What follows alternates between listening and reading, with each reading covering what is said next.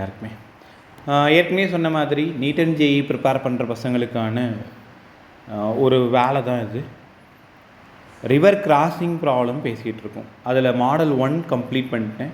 ஸ்ட்ரெயிட்டாக ஜம்ப் பண்ணால் ரைட்டில் போய் எழுந்திருப்பீங்க. ரைட்டில் போய் எழுந்திருந்தால் பாத் ரொம்ப தூரமாக போகிற மாதிரி இருக்கும். ஆனால் ரிவர் உங்களுக்கு ஹெல்ப் பண்ணுறதுனால சீக்கிரமாக போயிடுவீங்க. ஸோ டைம் கம்மியாக இருக்கும், பாத் அதிகமாக இருக்கும். Second concept, exactly reach to opposite point. என்னோடய கேள்வி புரியுதா? Exactly reach to opposite point. நீங்கள் என்ன பண்ணுவீங்களோ எனக்கு தெரியாது.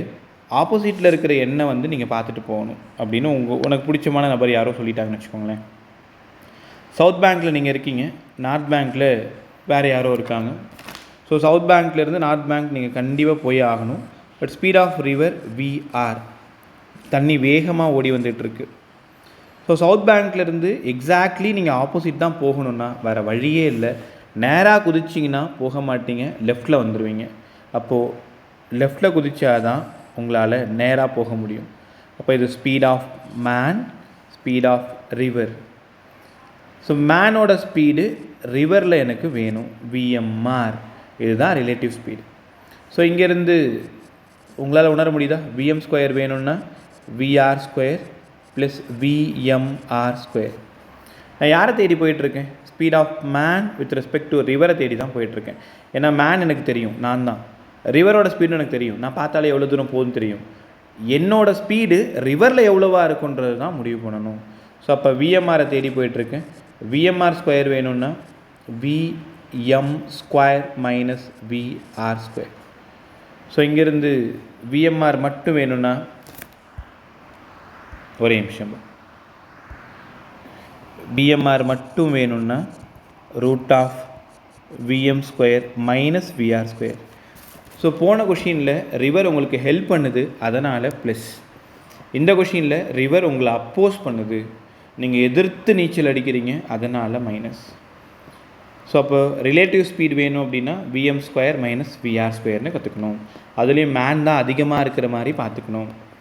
சரி, புரிஞ்சிருச்சு. எவ்வளோ ஆங்கிள் நாங்கள் ஜம்ப் பண்ணால் எக்ஸாக்டாக ஆப்போசிட் போகும்? இல்லை நோன் வேல்யூ யார்? விஆர் உங்களுக்கு தெரியும், ஸ்பீட் ஆஃப் ரிவர் விஎம்மும் தெரியும். அப்போ நோன் வேல்யூ வச்சு ஆங்கிள் எடுக்கணும்னா இங்கே சைன் தீட்டா தான் கண்டிப்பாக எழுத முடியும். சைன் தீட்டா வேணும்னா ஆப்போசிட் சைட் பை ஹைபர்சஸ், அதனால் sine theta equal to VR by VM. Sine theta equals to VR by VM. ரெண்டு கான்செப்ட்லேயுமே போன கான்செப்டில் டேன் தீட்டா மேலே ரிவர், கீழே மேன், விஆர் பை விஎம். அங்கேயுமே tan theta VR by VM. அதே ரெயின் மேனாக இருந்தால் விஎம் பை விஆர்னு கற்றுக்கணும். அப்போ ரிலேட்டிவ் ஸ்பீடுக்கான ஃபார்மில் எவ்வளோ ஆங்கிள் லெஃப்டில் ஜம்ப் பண்ணோம் அப்படின்னா எக்ஸாக்டாக ஆப்போசிட் போய் எழுந்திருப்போம். 2025 ஜேஇ மெயினில் ஒரு கொஷின் கேட்குறாங்க. அவங்க என்ன கேட்குறாங்கன்னா, find the angle from flow of ரிவர்லேருந்து கேட்குறாங்க. ஆக்சுவலாக எனக்கு இப்போ 30 டிகிரி வந்துச்சுன்னா ஆப்ஷனில் 30யும் இருக்கும். ஆனால் ஸ்பீட் ஆஃப் ரிவர்லேருந்து எவ்வளோ ஆங்கிள் கேட்குறாங்கன்னா இங்கே ஒரு 90 நீங்கள் ஆட் பண்ணிக்கணும். அப்போது 30 டிகிரி தான் உங்களுக்கு வந்துச்சு அப்படின்னா விஆர் ஒரு 10, விஎம் ஒரு 20, 10/20 1/2ன்னு வச்சுக்கோங்களேன். சைன் 1/2 30 டிகிரி. ஆன்சர் பை 30 டிகிரின்னா வித் ரெஸ்பெக்ட் டு வெர்டிக்கல் தான் 30 degree. With respect to horizontal, அதாவது ஸ்பீட் ஆஃப் ரிவரோட டைரக்ஷன்லேருந்து கேட்டாங்கன்னா 120 டிகிரின்னு டிக் பண்ணணும். ரொம்ப இம்பார்ட்டன்ஸ் ரொம்ப, ரைட்டா? So tan theta equal to VR by விஎம்னு கற்றுக்கிட்டோம். சார் வேறு எப்படி சார் ஆங்கிள் கண்டுபிடிக்கலாம்? இது விஎம், இது தீட்டா, அதனால் இந்த காம்போனண்ட் விஎம் காஸ் தீட்டா. உங்களுக்கு புரியுதா? விஎம்ஆர் இருக்க வேண்டிய இடத்துல விஎம் காஸ் தீட்டாவும் இருக்கலாம். அப்போது டைம் ஆஃப் கிராசிங் கண்டுபிடிங்க.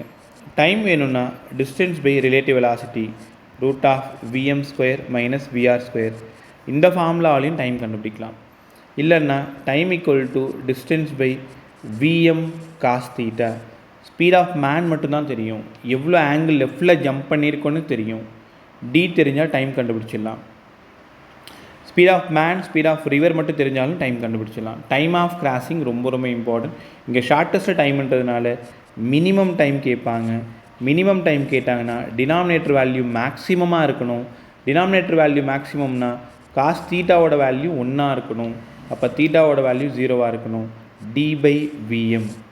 ஸோ இங்கேருந்து கற்றுக்கிட்டது எவ்வளோ ஆங்கிள் லெஃப்டில் ஜம்ப் பண்ணால் எக்ஸாக்டாக ஆப்போசிட்டில் எழுந்திருப்போம், இது ஒரு கேள்வி. Then speed of man with respect to river என்னவாக இருக்கும்? VMR root of VM square minus VR square. எவ்வளோ ஆங்கிள் லெஃப்டில் ஜம்ப் பண்ணணும்? Sine theta VR by VM. அது மட்டும் இல்லாமல் மினிமம் டைம் கேட்டாங்கன்னா time equal to distance by VM cos theta. Minimum time கேட்டாங்கன்னா டினாமினேட்டர் வேல்யூ மேக்ஸிமமாக இருக்கணும், அதனால் T minimum T by VM. So இந்த கொஷினோட டிஸ்கிரிப்ஷனில் இதுக்கான ப்ராப்ளம் லிங்க்கு ப்ளேஸ் பண்ணியிருக்கேன். ஃப்ரீயாக இருக்கும்பொழுது பார்த்துக்கோங்க. தொடர்ச்சியாக வேலை செஞ்சால் மட்டும்தான் ஜெயிக்க முடியும். ஸோ மனசில் வச்சுட்டு படிங்க. எல்லா கான்செப்ட்டும் இதே மாதிரி கற்றுக் கொடுத்துறேன். ஒரு கான்செப்ட் ஒரு சம் தாராளமாக போதும். ஸோ எண்ட் ஆஃப் த டே நம்ம ஜெயிச்சிட்டோன்ற வார்த்தையை மட்டும்தான் உங்கள்கிட்ட கேட்கணும். தேங்க்யூ எல்லாருக்குமே.